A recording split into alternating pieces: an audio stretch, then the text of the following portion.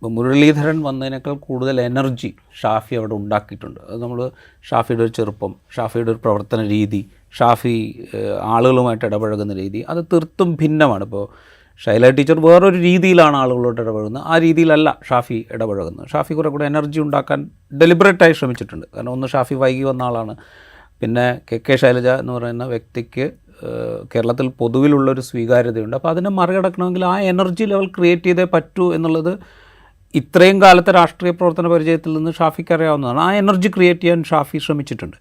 ഈ energy creation ഈ ഷാഫിയുടെ കൂടെ നിൽക്കുന്ന ഇപ്പോൾ വർഗീയമായ ഒരു ചിന്താഗതിയെ ഇല്ലെങ്കിൽ പോലും അവരിൽ ഉണ്ടാക്കിയിട്ടുണ്ടാകുന്നൊരു ആവേശമുണ്ട്. ആ ആവേശം ഒരു പരിധി വിട്ടതിൻ്റെ പ്രശ്നവും കൂടി ഉണ്ടായിരുന്നു അവിടെ. അല്ല, ഇത് രണ്ട് തരത്തിലുള്ള ഒരു രാഷ്ട്രീയ പ്രവർത്തനമാണ്. ഒന്ന് വളരെ കാലമായി തുടർന്നു വന്നിരുന്ന ഒരു തെരഞ്ഞെടുപ്പ് രീതിയുണ്ട്.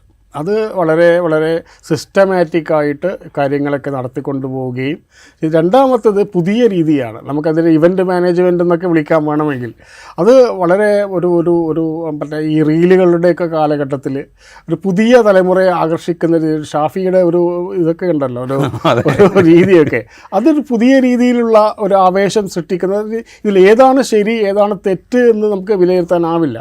ഒന്ന് ഞാൻ അവരുടെ പ്രവർത്തന രീതിയിലെ ശരി തെറ്റുകളല്ല ഞാൻ ചോദിച്ചത്, അത് ഉണ്ടാക്കുന്നതിൻ്റെ എനർജി ലെവലിലെ വ്യത്യാസമുണ്ട്.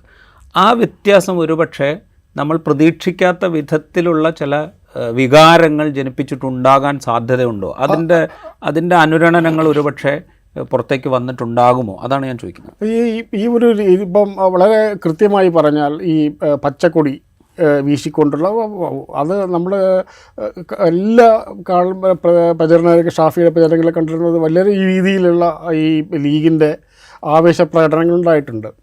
പക്ഷേ ആ ചോദ്യം, ലീഗ് ഒരു രാഷ്ട്രീയ പാർട്ടിയാണ്, ലീഗ് ഒരു രാഷ്ട്രീയ പാർട്ടിയാണ് എന്നത് CPM അംഗീകരിച്ചിട്ടുണ്ട്. അതായത് CPM എപ്പോഴും പറയുന്നത് മുസ്ലിം ലീഗിനെ ഞങ്ങൾ വിമർശിക്കുമ്പോൾ ഞങ്ങൾ മുസ്ലിം സമുദായത്തെ അല്ല വിമർശിക്കുന്നത്. അതായത് മുസ്ലിം സമുദായം വേറെ, മുസ്ലിം ലീഗ് വേറെ എന്ന് കൃത്യമായി. കാരണം മുസ്ലിം ലീഗിനെ അഡ്രസ്സ് ചെയ്യുമ്പോൾ, മുസ്ലിം ലീഗിനെ വിമർശിക്കുമ്പോൾ, മുസ്ലിം ലീഗിൻ്റെ തെറ്റ് ചൂണ്ടിക്കാണിക്കുമ്പോൾ മുസ്ലിം സമുദായത്തെ അല്ല നമ്മൾ കാണുന്നത് എന്നാണ്. പക്ഷേ ഇപ്പോൾ പറയുന്നത് എന്താണ്? മുസ്ലിം ലീഗിൻ്റെ കൊടി കാണുമ്പോൾ അത് മുസ്ലിം സമുദായമാണ് എന്ന് ഇക്വേറ്റ് ചെയ്യപ്പെടുന്നത് ആരാണെന്നുള്ളതാണ്. അപ്പോൾ പുതിയ രീതിയിലുള്ള അല്ലെങ്കിൽ ആവേശം ഉണ്ടായിട്ടുണ്ടാകും. ഈ ആവേശത്തെ എന്തിനാണ് വർഗീയ വികാരമായി കാണുന്നത് എന്നാണ് ചോദ്യം. അപ്പോൾ ഒരു ഉദാഹരണത്തിന് മുസ്ലിം ലീഗ് ഇപ്പോൾ ഈ ഇടതുപക്ഷ മുന്നണിയിലാണ് ഒന്ന് വിചാരിക്കുക.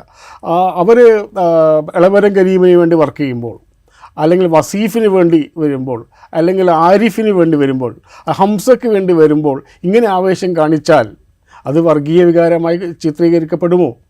അതാണ് അടിസ്ഥാനപരമായ ചോദ്യം. നിങ്ങൾ മുസ്ലിം ലീഗുമായിട്ട് നമുക്ക് അഭിപ്രായ വ്യത്യാസമുണ്ട്, ഒരുപാട് വ്യത്യാസങ്ങളുണ്ട് എന്നുള്ളതാണ്.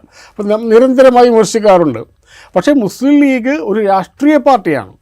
ആ രാഷ്ട്രീയ പാർട്ടിയുടെ പ്രവർത്തകർ കാണിക്കുന്ന ആവേശത്തെ ഒരു മതപരമായ ആവേശമായി എന്തിന് കാണുന്നു എന്നിടത്താണ് പ്രശ്നം വരുന്നത്.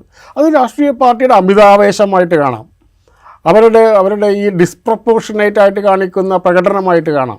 അതിന് ആ നിലക്കാണ് കാണേണ്ടത്. മറിച്ച് അത് മതത്തിൻ്റെ ആവേശമാണ്, ആർത്തലച്ച് വരുന്ന, അപ്പോൾ ഈ പോസ്റ്റുകളിലൊക്കെ വരുന്ന വാക്കാണ് ആർത്തലച്ച് വരുന്ന ആവേശം, ഈ മതത്തിൻ്റെ ആവേശമാണ് എന്നുള്ളത്.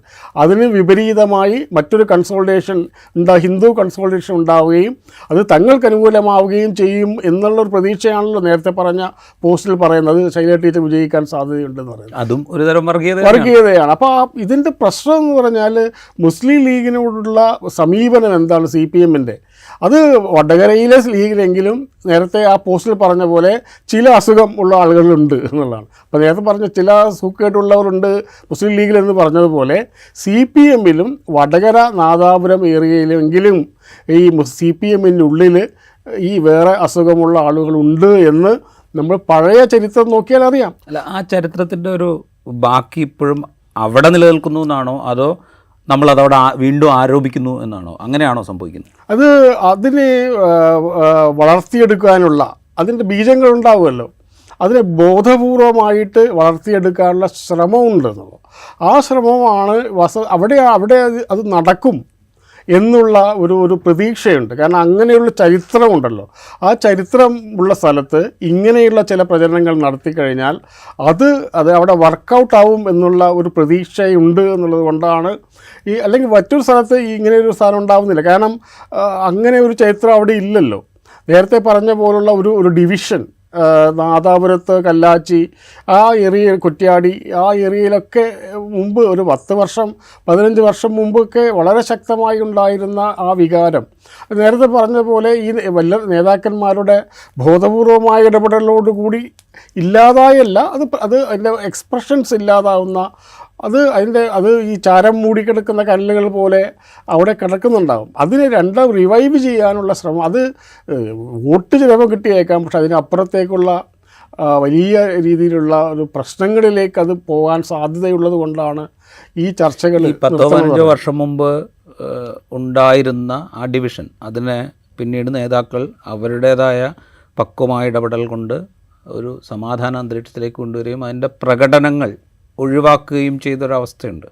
ഈ 15 വർഷം മുമ്പത്തെ പോലെ അല്ല ഇപ്പോൾ അത് റിവൈവ് ചെയ്ത് വന്നാൽ ഉണ്ടാകാവുന്ന അപകടം എന്നൊരു തിരിച്ചറിവ് വേണ്ട ഈ നേതാക്കൾക്ക്. കാരണം വെച്ചാൽ അത് കാത്തിരിക്കുന്ന ആളുകളുടെ എണ്ണം, അല്ലെങ്കിൽ അതിനുവേണ്ടി കാത്തിരിക്കുന്ന രാഷ്ട്രീയ ശക്തിയുടെയോ അതിന് പിന്നിൽ പ്രവർത്തിക്കുന്ന RSS പോലുള്ള സംഘടനയുടെയോ ഒരു ഇടപെടലിനുള്ള സാധ്യത വളരെ കൂടുതലായിരിക്കുന്നൊരു അവസരത്തിലാണ് എന്നൊരു തോന്നൽ ഇപ്പോഴത്തെ രാഷ്ട്രീയ പ്രവർത്തകർക്ക് ഉണ്ടാവണ്ടേ? തീർച്ചയായും ഉണ്ടാവേണ്ടതാണ്. പക്ഷേ ഒരു തിരഞ്ഞെടുപ്പ് വിജയത്തിനപ്പുറത്തേക്ക് ചിന്തിക്കാനുള്ള ഒരു വലിയ വിശാലമായ രാഷ്ട്രീയ ബോധമില്ലാത്തത് കൊണ്ടാണ് ഇങ്ങനെ സംഭവിക്കുന്നത്. കാരണം നമുക്കറിയാം, ഒരു ഷിബിൻ വധത്തിന് ശേഷം വെള്ളൂർ മേഖലയിൽ ഉണ്ടായിട്ടുള്ള വലിയ രീതിയിലുള്ള ആക്രമണങ്ങളുണ്ടായിരുന്നു.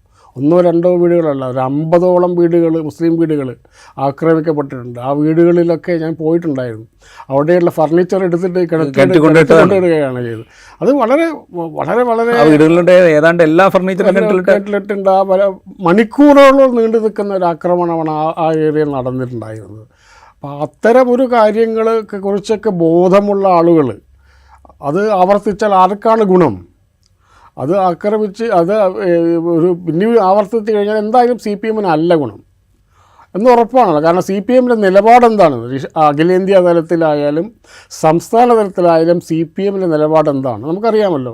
CPMൻ്റെ നിലപാട് ഇപ്പോൾ ഉള്ള നിലപാട് ഈ മുസ്ലിം സമുദായത്തിനെതിരെ വർദ്ധിച്ചു വരുന്ന ആക്രമണം, RSS സംഘപരിവാർ ആക്രമണത്തിൽ പ്രതിരോധിക്കുക എന്നുള്ളത് ഒരു രാഷ്ട്രീയ നയമാക്കുകയും ഈ തെരഞ്ഞെടുപ്പിലെ ഏറ്റവും വലിയ മുദ്രാവാക്യമായി മാറ്റുകയും ചെയ്ത ഒരു പാർട്ടിയാണ്. അങ്ങനെയുള്ള പാർട്ടിയുള്ള അണികളിൽ നിന്ന് ഇത്തരത്തിലുള്ള വലിയ സ്ഖലിതങ്ങൾ ഉണ്ടാവുക എന്നത് വളരെ ചെറുതായി കാണാൻ പറ്റില്ല എന്നുള്ളതാണ് പ്രശ്നം.